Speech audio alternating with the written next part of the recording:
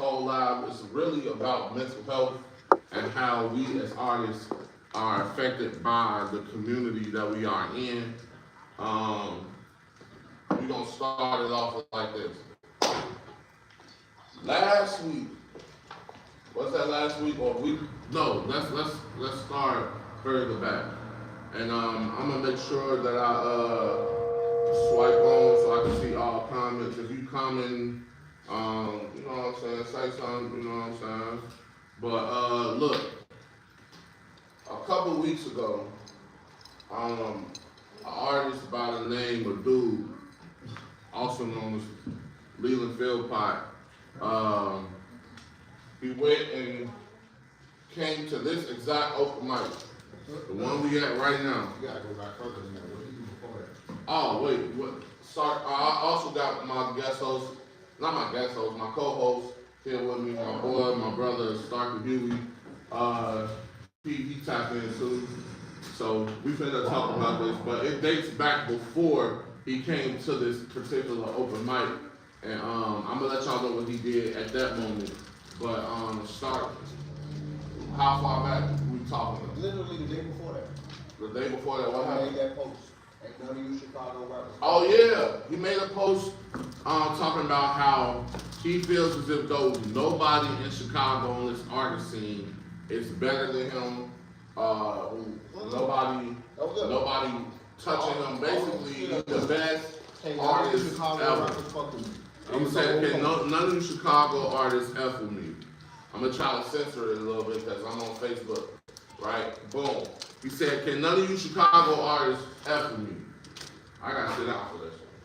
So, from that point on, people then had their opinions. And the thing is, we as artists, the moment that we make ourselves public figures, the moment that we make ourselves known to the public in any form of fashion, we give the public power to have any say-so or anything they want to say, because at the end of the day, that's why we did it.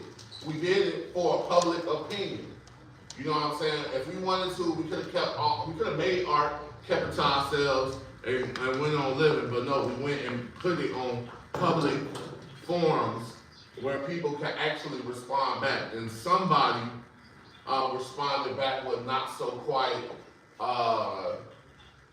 favorable comments, and he didn't like that. So the artist that did say something, she's well respected on this scene, well respected by the elders, the ones that's coming up.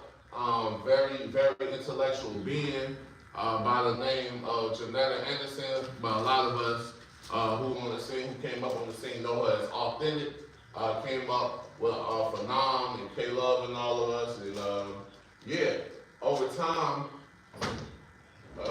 welcome, hey. Over time, what happened was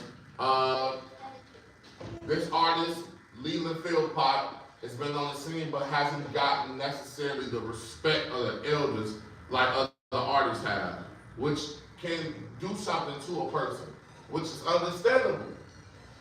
It's only two ways you could go about that. You can either decide, hey, I'm gonna go harder in my craft, or I'm gonna cater to the audience basically that I'm trying to cater to, or you can force feed your art onto the people.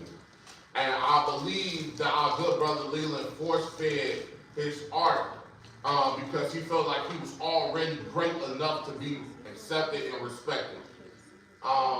So when our good sister Janetta Anderson told him that basically she wasn't rocking with his music for real, he then proceeded to first stop at this open mic that we are at right now, got on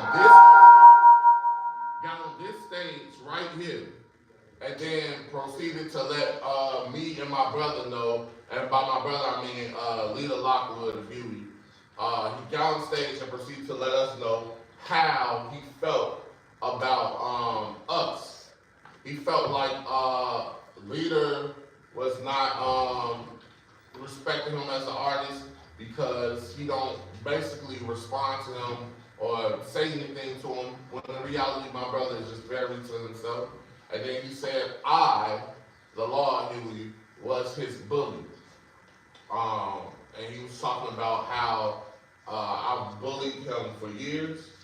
And yeah, and that's how that went. We tried to address it. We thought we came to an understanding. Turns out that it wasn't an understanding. Next day he uploads a 20-minute video going in. Yes, sir. When you say bully, who you referring to? You bullying either Lockwood or bullying No. Leland Philpott? Leland Philpott said that I was his bully for years. Was his bully? Yes. Okay, well, I just needed that particular clearance on that. Absolutely. So Leland said that, then like I said, he goes for it, make a 20-minute video complaining about not only Janetta Anderson, hey y'all, that's another live right there going on. It's but not only Janetta Anderson, but the elders and people who are over the, I wouldn't even say over the scene, the people who have the respect of the scene. He went in on all of them and said that they didn't give him enough opportunity, they didn't give him enough of things that he felt like he might have needed in order to be the artist that I guess we respect and revere. So, fast forward from that, a lot of people on the scene had something to say. Shout out to my big boy, my big brother from another mother, Donati. Man, that's my dog. He been doing his thing over at MTV. Man, he came through, went live, talking about, artists and their need for respect. You feel me? And he also dived into the particular case with Leland. Now, where things go from here is where the reason why I'm sitting here having this conversation on live right now, and in front of the audience that's here. Shout out to the audience that's here. Leland did not take the constructive criticism very well. He felt as if though nobody should be saying anything to him in regards to like his greatness. He calls himself Dr. Manhattan, and if you don't know who Dr. Manhattan is, he's basically a god-tier character in the DC universe. It's omnipresent, omnipotent, everything. Dr. Manhattan. He calls himself that. That's his one of his artist names. And he also calls himself the Hokage of Chicago. Right? So he has a very big, grand spirit when it comes to how he feels about himself as an artist. And if you disagree with that, he has a problem with you. So, my brother, Stark of Huey, I want to tag him in a few, but he handling the sound right now. But my brother, Stark of Huey, had some words with him, tried to chop it up with him. That didn't go over well. So what Stark decided to do was he dropped a track. And that track, the first track was called what again, sir? 9 p.m. in Inglewood. So 9 p.m. in Inglewood was the first track that got released from I guess this side of the quote unquote beef. 9 p.m. in Inglewood. And he addressed he loosely addressed like basically Leland Philpott, but more so was talking to all the artists on the scene. So question. Yeah. When you were speaking about how Leland Philpott was feeling like no one should question his greatness, during that time, before the release you're talking about from Stark, did he release anything along the lines of, anything like that, or was he just like talking? Like he should be... Let me backtrack a little bit. Yes, he did release something.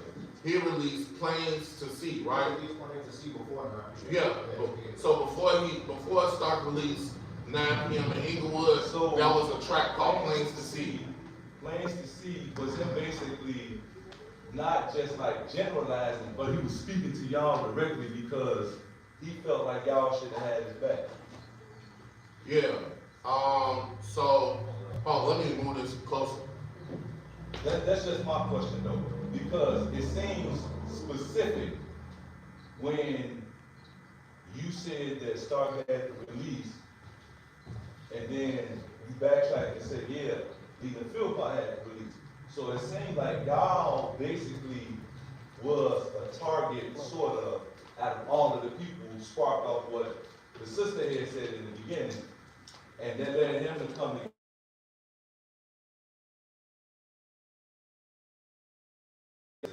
Right. That's why I asked. Right. So, how this transpired, is like I said, he was the first one to drop the track. I forgot to acknowledge that. He dropped a track called Planes to.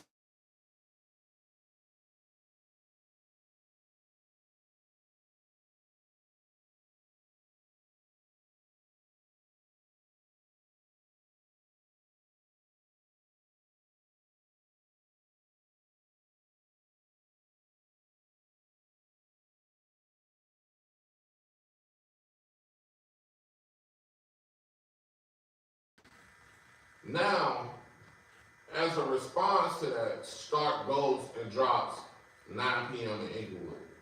9 p.m. in Inglewood, he addressed Leland and as well as the other artists on the scene, let them know, hey, y'all can feel how y'all want to feel, but put it in y'all raps. You know what I'm saying? Don't get out here on the internet complaining, because the ones that are respected and revered on the scene did no complaining. All they did was the work. You feel me? And we're gonna get back to that point. So boom. After that, Stark dropped that. Next thing you know, Leland drops another track. Nah, that ain't happening. I was waiting on you to tap in, and you got me on live looking goofy. So we start with him and what he had to say on Facebook. That was stop going, Mr. Kendo Chicago rapper fuck with me. All right, cool, we'll give you that, whatever. Then the next day he came to our open mic. He got the ill feelings off his chest, you know, completely blindsided. Never mind the fact that when he got up there, I gave him the same grand intro I gave everybody I rock with for real. But even before that though, we was having a conversation. He arrived to the open mic maybe an hour and 30 minutes early before the open mic. And we all, like the four of us, the three of them sat around before I got here and was just talking. And the conversation was so casual, dog. They was in here talking about Girl Scout cookies. So there was no way we could have checked his temperature and saw that that's the energy he was bringing. So, conversation had, he say what he say here at the open mic. Next day he get online, upload the 20-minute rant video, which we all saw. Community tore him up, made him take it down. But he didn't take it down without saying, yeah, I took my video down, but not because what such and such say about me has any weight on my career. And just, you know, really just like doubling down on that energy. All right, cool. He dropped Plane 2C. I dropped 9 p.m. in Inglewood. He texted me at 2 a.m. the night that I dropped 9 p.m. like, hey, Starky boy, chill out. I wasn't talking about you. I'm not ducking, but I don't feel motivated to rap against you. A bunch of other stuff. In between, he was like, but you're not gonna stop me from saying what I need to say and get my message out to the people in the city. I'm fighting this battle in the city, and I thought y'all would understand, but I should have saw that coming, that y'all don't give a F. All this other stuff, and then he closed out with, don't aim at me again, bro. I'm like, first of all, you don't get to go on a 20-minute tirade about how nobody in the city compared to you, and then pick and choose the responses that you get. You don't get to do that. Second of all, don't aim at me is the worst thing you could say to a marksman. That's the worst thing you could have said to somebody who shoot for a living. But all right, cool. So he's referring to himself as the shooter. Just for the record. You're funny. But yeah, cool. So all that happened. So I'm just like, all right, we'll see what's gonna happen next. I'm 2 a.m. loaded up just off the street and like that. And you know what? And for me, before I tell the rest of the story, let me make it abundantly clear. I still hold the same opinion of him as an artist that I already held. When he came to the open mic and I gave him his intro before he got here and got that stuff off his chest, I said, Coming up next is one of my top 3 producers I ever heard, top 5 MCs I know in the city. First people that bet on me and believed in me when I was still finding my footing. Because I bought a beat off of Leland early on in one of my early projects. And you know, out of the 9 tracks, only 2 were produced by people not named Star Huey. And so he was one of the 2. Everything was cool. So he hit me at 2 a.m. I loaded up immediately. You know, I was like, all right, we're gonna have some fun. So for me, it's just rap. It's never been personal for me. It was never personal. So I'm like, all right, I got something for you. 2 a.m. I released 2 a.m. the next day. You know, the day go, you know what I'm saying, how it's going. Well, actually, I didn't even release 2 a.m. first. He got up that morning. It was, I want to say it was like 1:32 in the morning. Again, 2 a.m. up north, you can't sleep. And that's when he released I Am, Death of Unknown Local, whatever that long title is. Cool. And I Am, he did what he was supposed to do. You throw punches, you aim, you swing, you snipe, whatever you gotta do in battle, right? And before you continue, I Am had to be the first track ever made that dissed us as a group. It probably exists, I just ain't never heard of it. Well, if they do exist, We ain't gotta do that. We don't gotta do that. alright, cool. Anyway, We don't gotta do that. yeah, but however, that was the first known track to come out that was dissing us as a collective. Alright, go ahead. So yeah, he dropped I Am at about 1:32 in the morning. Mind you, I'm knocked out. But I still have 2 a.m. loaded up, but I'm knocked out.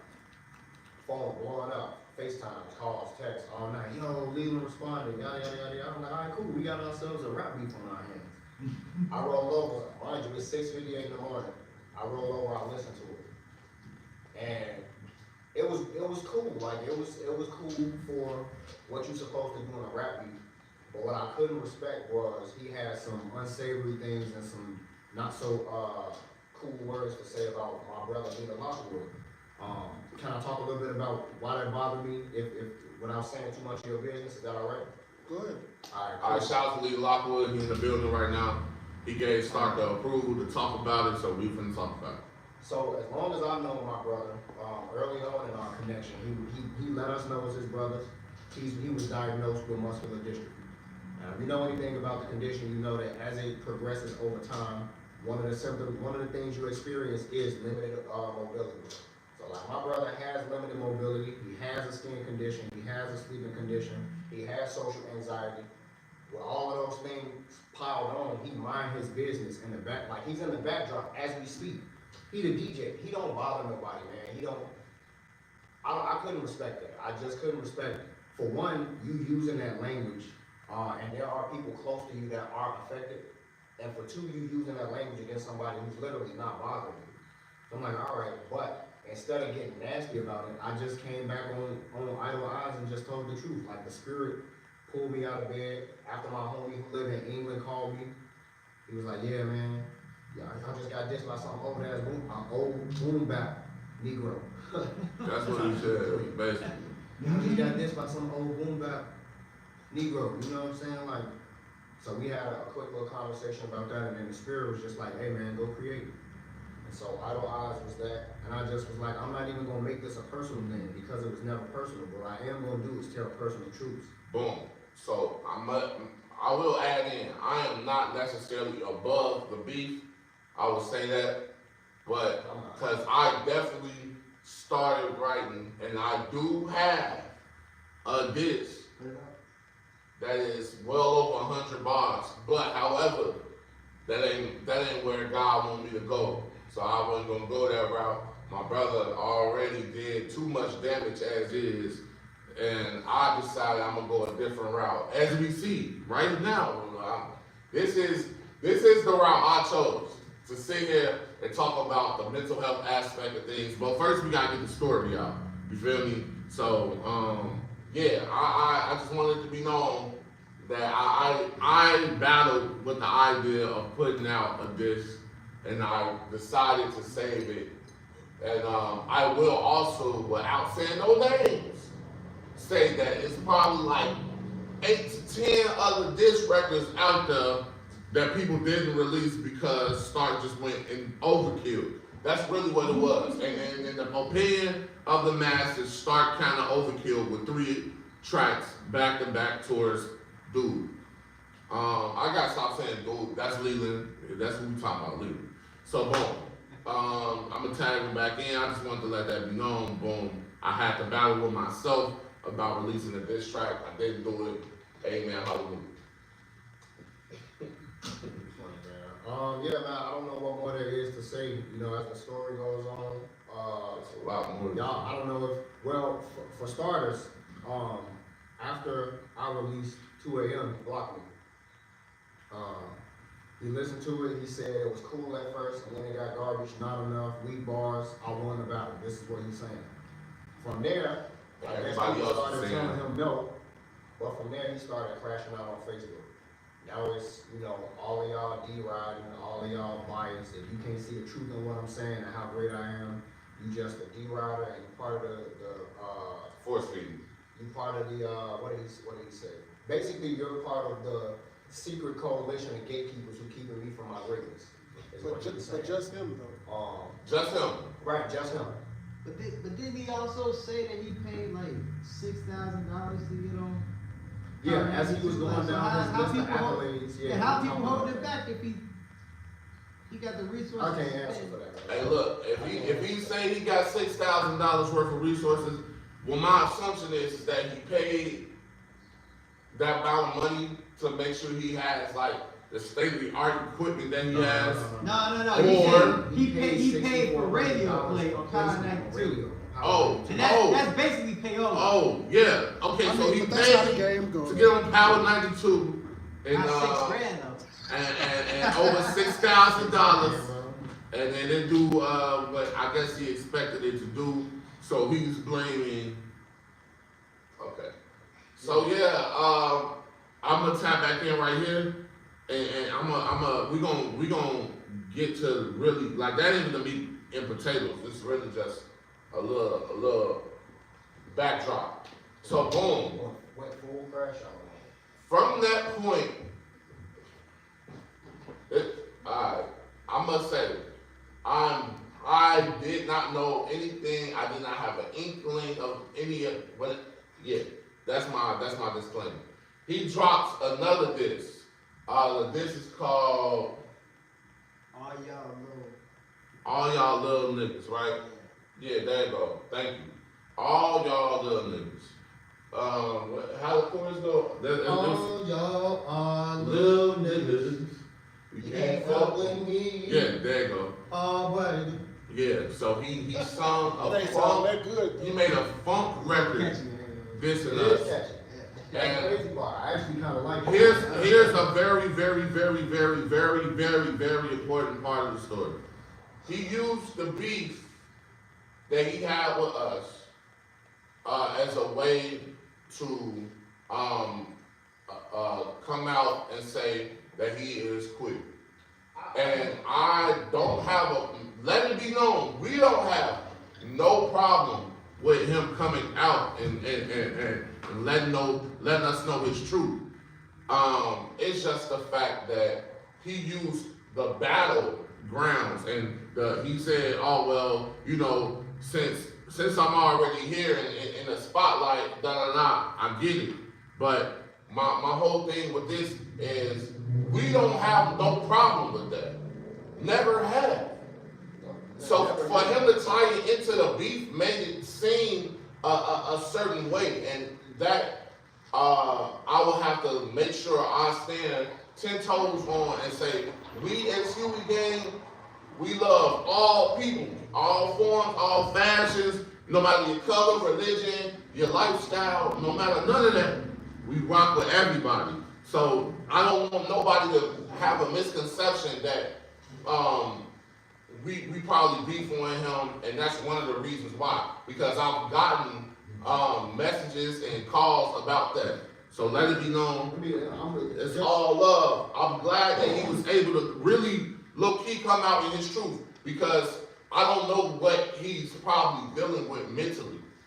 And his mental health is probably low key at risk right now as we speak, and we don't know because all we see is an artist crashing out on Facebook or social media. You know what I'm saying? Go ahead. You was gonna say something? I was just gonna say, like, you know, I feel like the people who know who we are, who already are in substantial understanding of our character, like, that's not even a question. It's never even been a question of whether or not, like, you know, any of our issue with him has ever been about his lifestyle or anything like that. Especially given that this is brand new information for all of us. Like, that came from far left field. I will say the same thing that I've been saying publicly on public forums, like, if that's his genuine truth, if he's living in his genuine truth, I'm happy for him and I'm proud of him that he found the bravery to come out. I don't know if his motivation was like the timing of it, because it, you know, the timing was motivated by him wanting to tie it into the beef. To me, I see it as two separate things. I feel like it was just like a, you know, forget it, I'm already here, so I might as well put my full truth out, which I respect. I respect that. I see value in that. Like, it is what it is. But in terms of the beef, man, like, I can't overstate how it's never been a personal thing for me. It was never personal except for what he said about my brother. Other than that, like, you know. Well, it got personal for me because I didn't mention this, but he went on Facebook and said really the main reason why he's beefing with us is because of me, and he called me everything but a child of God. Yeah. Alright, look, man. So, yeah, he called me the B word. And he doubled down on it a bunch of times. But before I continue, Melvin Blossom. I just wanted to speak on an observation. My observation is, I'm